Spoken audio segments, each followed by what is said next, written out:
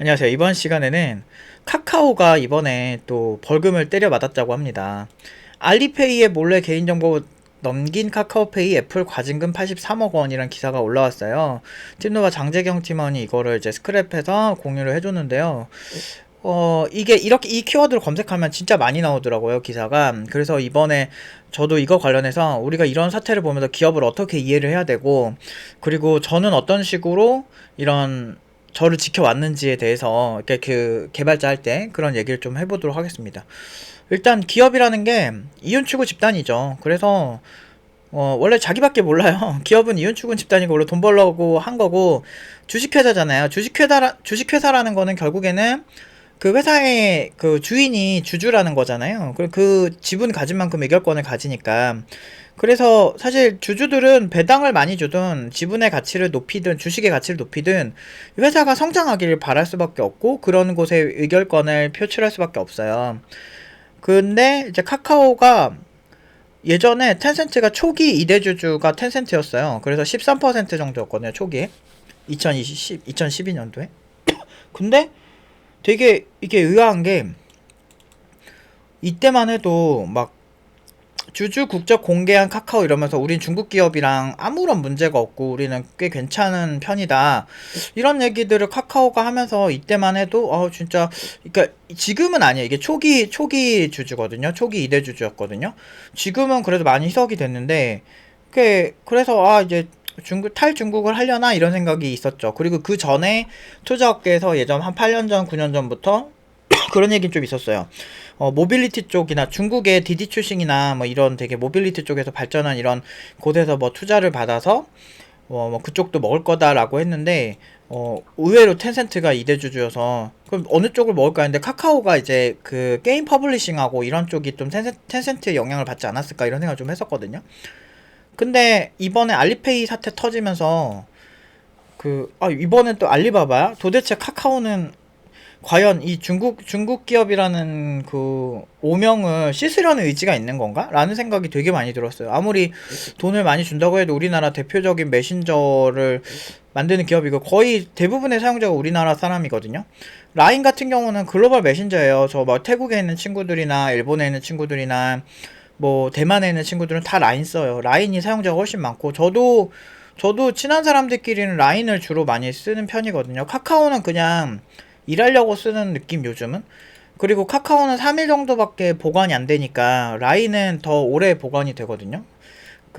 뭐 파일들도 그렇고. 그리고 텔레그램도 되게 많이 써요. 전 텔레그램 유료로 쓸 정도로. 왜냐면 텔레그램은 올린 데이터가 사라지질 않으니까. 그리고 요즘 뭐 좀 정치적으로 또 카카오 관련 이슈가 있잖아요. 정치적 검열 이런 이슈가 있어가지고. 근데 그거는 좀 카카오 입장에서 생각을 해봐도, 정치인이 그렇게 대놓고 이렇게 이거를 검열한다라고 하면 어쩔 수 없을 것 같아요. 왜냐면 우리는 사실 개인 입장에서는 정치인이 그렇게 우리를 사찰을 한다든지 어떤 뭐 감시를 한다든지 이런 게 있으면, 개인은 어떻게 좀 구제를 받을 곳이 있잖아요. 언론에 제보도 할 수 있고 막 그런 게 있겠지만, 기업은 정치인이 작정하고 칼부림을 하면 나중에 오명을 벗는다고 해도 그 타격이 다시 회복 안 되는 경우가 많아요. 대표적으로 타다를 저는 생각이 들었거든요. 타다가 진짜 완전히 무슨 한국형 우버를 잡을 것 같고, 프리미엄 서비스고, 한국 사람들이 또 그런 친절한 서비스 좋아하잖아요. 기사님들도 되게 친절했었고, 그래서 되게 좋아했는데, 어느 순간부터 이제 타다가 그 정치적으로 이제 막 뜯기면서, 막 그 이루다도 그랬잖아요. 이루다에게 막 여성 인권을 막 원하고 막, 그런데 그 AI 성별이 여성이란 이유만으로 AI의 어떤 인권 뭐 이런 걸 주장하는 사람들 때문에, 사실 좀 물론 이제 이루다는 좀 문제가 있었죠. 어떤 되게 사용자들에게 동의받지 않은 어떤 개인정보 이런 이슈가 있겠지만, 근데 그거랑 같이 갔던 게 이제 같은 프레임으로 갔던 게 이제 그 AI의 인권 뭐 이런, 되게 지금 보면은 되게 좀 웃긴 이런 거죠. 그래서 저는 어떤 상황이나 어떤 논쟁이 생겼을 때 흥분하는 게 되게 위험하다고 생각을 해요. 지금 같은 경우도 그냥 카카오의 입장을 완전히 정말 중국 기업이다 이렇게 보기도 조금 억울한 감이 좀 없지 않아 있기는 해요. 근데 확실한 거는 이런 일들이 조금씩 쌓이면 굳어질 수밖에 없다라는 거죠. 그래서 저는 이런 걸 보면서 어떤 생각이 들었냐면, 어, 일단은 기업에게 너무 많은 거를 사회적 책임이나 이런 부분을 많이 기대하는 것 자체가 되게 어불성설이다. 왜냐면 여기 일대주주는 이 김범수 창업자였잖아요. 일대주주가. 근데 이분도 돈 벌려고 한 거죠. 돈 벌려고 한 거고 세상에 뭐 정말 소위 이제 사회적 기업이라고 하는 기업들이랑 일할 기회가 좀 있었거든요. 근데 그런 기업들도 얘기를 해보잖아요. 얘기를 좀 해보면 그렇게까지 이렇게 막 정의로운 마음으로 하는 느낌은 아니에요. 돈 벌려고 하는 거예요. 사회적 기업도 돈을 벌어야 되고 실제로 기부 쪽도 제가 옛날에 좀 많이 했었거든요. 옛날에 좀 월급에서 상당 부분을 했었는데 그때 보면서 느낀 게 내가 쓴 돈에 대해서 감성팔이는 엄청나게 많이 해요. 뭐 제가 후원하는 친구가 이번에 뭐 제 돈으로 학용품을 샀습니다. 뭐 이런 식으로 하는데 제 돈에 후원된 금액이 얼마까지가 그 친구한테 지원이 됐는지에 대해서 명확치가 않아요. 일반적으로. 그리고 공개하지도 않고.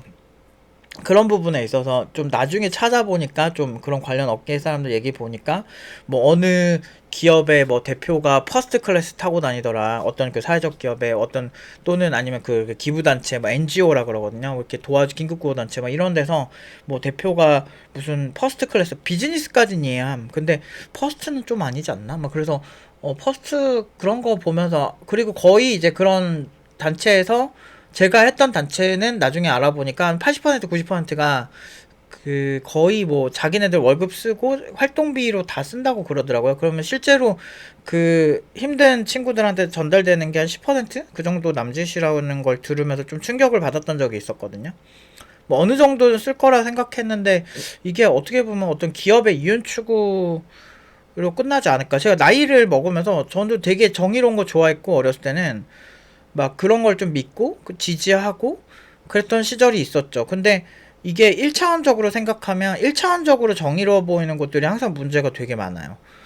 그래서 실제로 뭐 이렇게 어떻게 하다 보면 정치적인 얘기를 할 수밖에 없는데 막 되게 약자를 도와준다고 하는 곳엔 진짜 더 검수를 빡세게 해야 된다는 생각을 되게 많이 해요. 진짜 그런 경험들이 너무 많아가지고 실제 현실은 그렇게 녹록지 않다는 거. 그래서 사실 그래서 학생들한테 항상 어떤 경우에든 회사를 이직할 생각을 해라.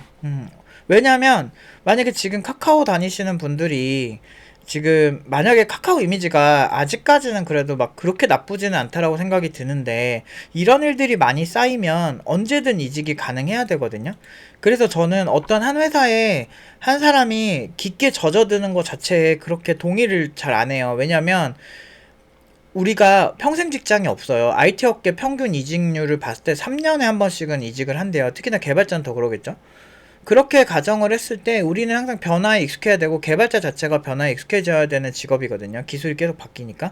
그런 모든 거를 감안을 했을 때 제가 내린 결론은 진짜 이렇게 내가 다닌 기업의 이미지가 좀 좋아지지 않는다면 내가 바로 이직을 해야 된다라는 생각이 들었던 거죠. 근데 제가 팀노바를 운영하면서 잘못했던 게 뭐였냐면 저는 그저 옛날에 하던 대로 이치에 맞게끔 사실 그렇잖아요. 회사가 나 먹여 살려줄 거 아닌 것처럼 나도 이 회사가 상황이 어찌 됐든 간에 내가 이직을 할 때는 이직할 자유가 필요하다. 내가 뭐 여기 뭐 그 소위 요즘 그 MG라는 친구들이 싫어하는 게 그거잖아요. 그 갑질하는 거 되게 싫어하고 막 그 쓸데없는 회식 같은 거 하는 거 싫어하고 막 그러잖아요. 근데 그게 싫으면 그 사람들이 그거를 참여하지 않아도 괜찮을 만한 메리트를 제시할 만한 실력이나 가성비를 보여주는 게 되게 중요하거든요. 그런데 그게 잘 안 되는 상태에서 그런 걸 하니까 사람들이 되게 싫어하는 거다. 근데 저는 그래서 공부를 열심히 해야 된다 이 얘기를 하는 거거든요. 그러니까 우리를 위해서 공부를 하는 거예요. 남을 위해서 공부하는 게 절대 아닙니다. 그래서 이런 기업도 사실 이런 성향이 있고 기업도 어떻게 보면 철저하게 자신의 이익을 그러니까 카카오가 바보가 아니잖아요. 우리나라 최고의 어떤 전문가들이 모인 회사 중 하나인데 그런 사람들이 굳이 리스크를 감수하면서 개인정보를 알리페이에다가 넘겼다. 물론 저는 알리페이 잘 쓰고 있어요. 중국 같은데 여행 갈 때 쓰기도 좋고 그 전 세계에서 많고 우리나라에서도 알리페이 다 돼요. 그래서 알리페이에 예전에 막 쓰고 남은 현금도 좀 있고 막 그래서 그 중국 관련 서비스에서 결제하기도 편하고 그래서 물론 알리페이는 신용카드 그러니까 여행용으로는 신용카드만 되는 걸로 알고 있거든요. 전 예전에 돈 쓰고 남은 그거를 이제 알리페이로 받고 막 이런 게 좀 있어가지고 현금이 좀 있는 건데 근데 중국 관련 서비스에서 뭐 쓰기는 나쁘진 않아요. 근데 문제는 이제 이런 일들이 비일비재하면 이게 알리바바를 막 믿고 쓰기가 되게 힘들다는 거죠. 중국 기업들에 대해서 순수하게 보기가 힘들죠. 요즘 정치적 이슈도 되게 많고, 뭐, 중국 개인정보 이슈는 워낙 많았었고, 중국 해킹 이슈도 되게 많잖아요. 그래서 그런 중국발 해킹, 뭐, 북한발 해킹도 있고 막 그렇지만, 그게 이제 되게 좋은 의미의 해킹은 절대 아닐 거거든. 그래서 뭐 이런 거를 보면은 어떤 기업을 계속 맹신하기 되게 힘들다. 그리고 사실 쿠팡이 사실 갑자기 떠오른 지도 사실 기껏 해봐 한 15년? 12, 13년밖에 안 됐거든요. 근데 우리나라 유통구조를 다 먹어버렸잖아요.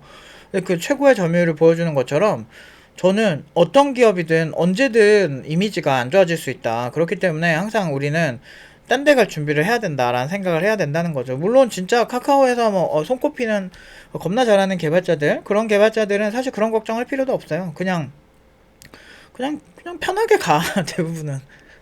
뭐, 너 카카오 출신이니? 나 네이버에서 뽑아줄게. 막 이런 느낌이 좀 있을 수 있죠. 근데 그게 절대적이진 않아요. 그러니까 상대적으로 네카라쿠베당도 출신이면 비슷한 좀 명성 있는 그런 기업에서 뽑아줄 확률은 높은데, 문제는 저는 항상 최악의 상황을 대비하는 어떻게 보면 쫄보 성향이 있는 거지. 학생들을 좀 안정적으로 취업시키고 이런 걸 되게 선호하는 편이에요. 저는 좀 도박적이거든요, 성향이.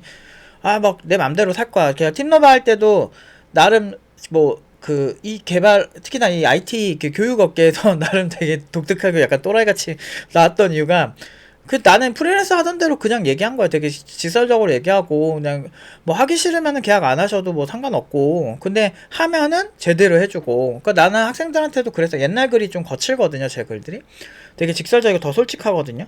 근데 나는 그게 자신이 있었던 거야. 그냥 내가 이 친구들 취업 잘 시켜줄 자신이 있었고, 대신에 당신들도 노력해야 될 거 해야 된다. 먹을 거 다 먹으면서 단식어 나가지고 살 빠지기를 바라는 걸 뭐가 다르냐고. 그래서 나는 그런 부분들이 되게 싫었던 거죠. 근데 그래서 되게 훌륭한 졸업생들 많이 나왔어요. 근데 막 어떤 사람은 몇 명이 들어가서 몇 명이 나왔냐 이런 거를 되게 중요하게 생각하시는데, 그렇게 따지면은 국비 지원도 수료율이 높지 않을 거예요. 왜냐면 IT 자체가 수료율이 높지 않은 그 학원들이 꽤 많아요. 왜냐면 막상 해보면은 좀 힘들거든. 그래서 처음부터 정신 똑바로 차리고 가고 단단히 먹고 하는 게 되게 좋아요.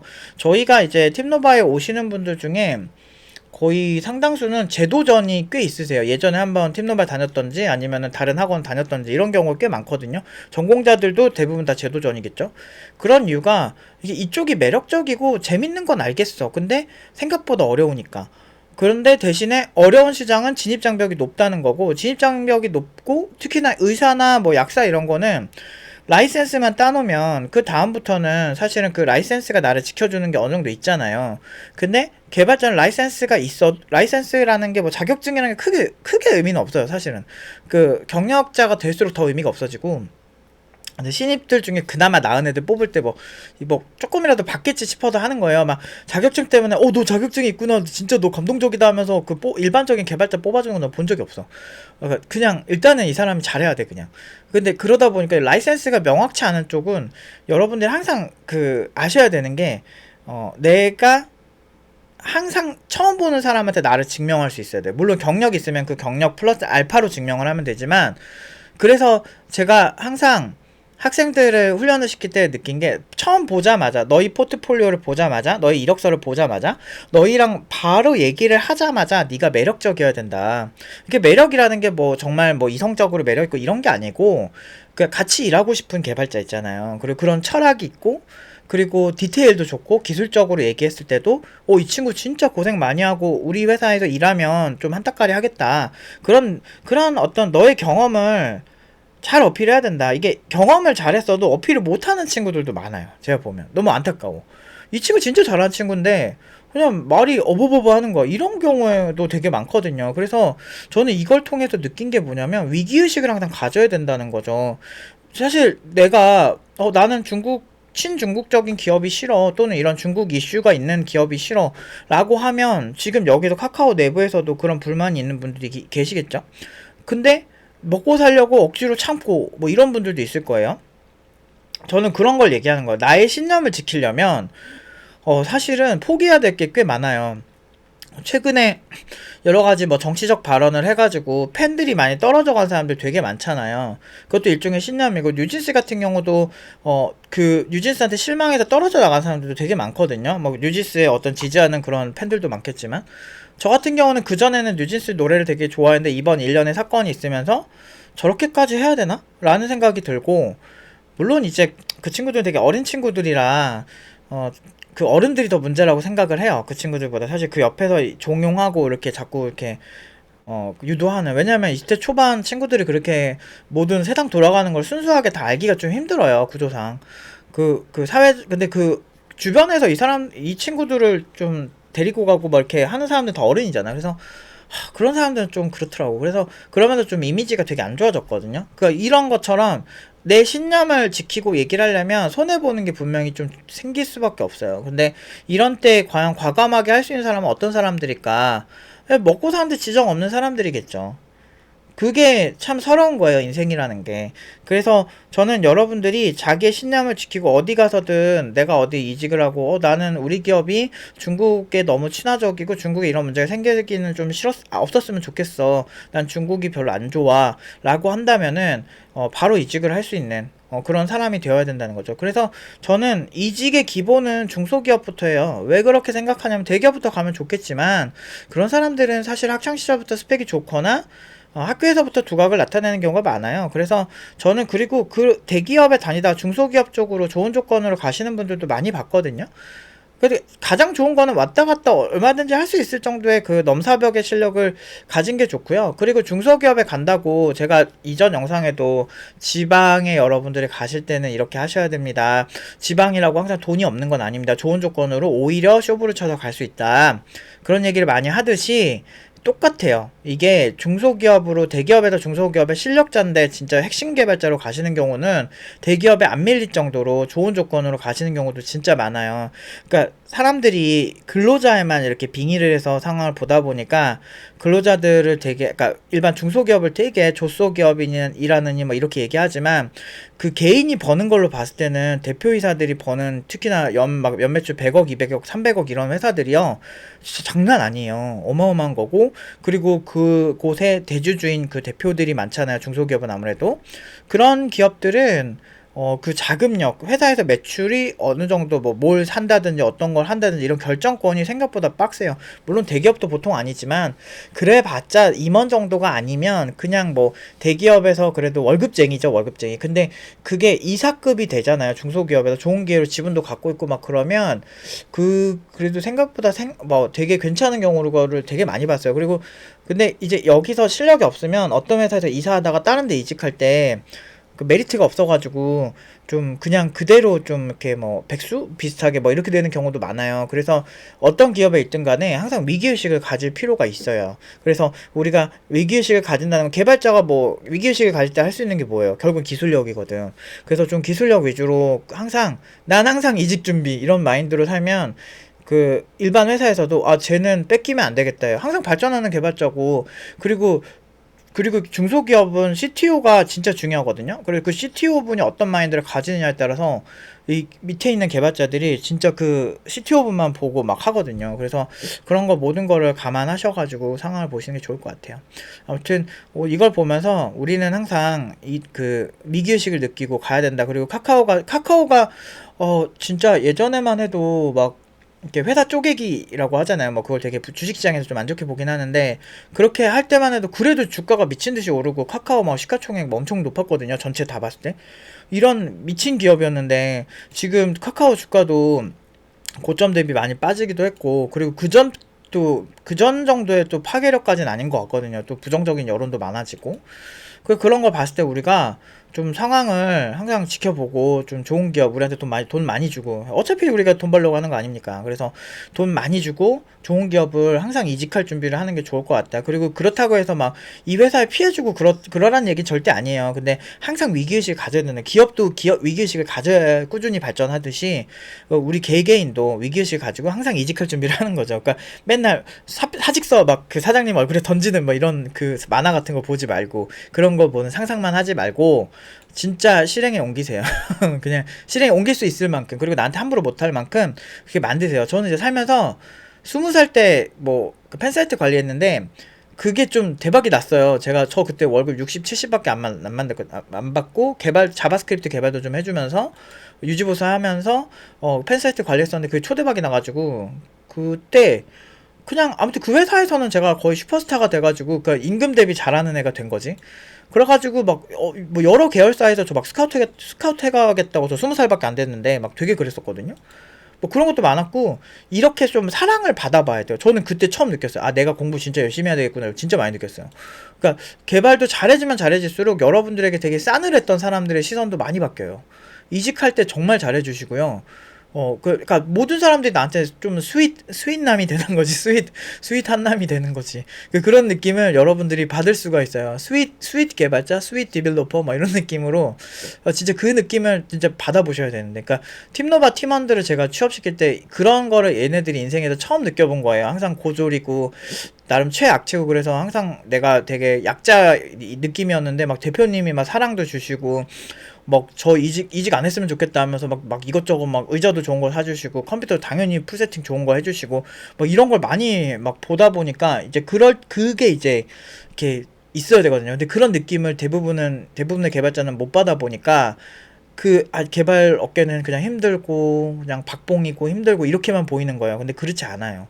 그러니까 꼭 여러분들이 위기의식을 기반으로 해서 성장하시고 경력자분들도 마찬가지고 그렇게 해가지고 내가 항상 이직 준비를 하는 마인드로 사는 게 되게 중요해요. 회사가 어떻게 될지 몰라요. 음. 카카오도 물론 이대로 뭐 또 충분히 뭐 떡상할 수 있는 엄청난 기업이긴 하지만 제가 카카오 쪽에 있는 개발자 분야 좀 얘기했을 때 부정적인 얘기도 은근히 많더라고요. 물론 이제 그분 개인의 의견이지만 그래서 조금 항상 기업이 어떻게 될지 모른다라는 마인드로 우리가 같이 열심히 공부하는 게 좋지 않을까 싶습니다. 오늘 여기까지 하도록 하겠습니다.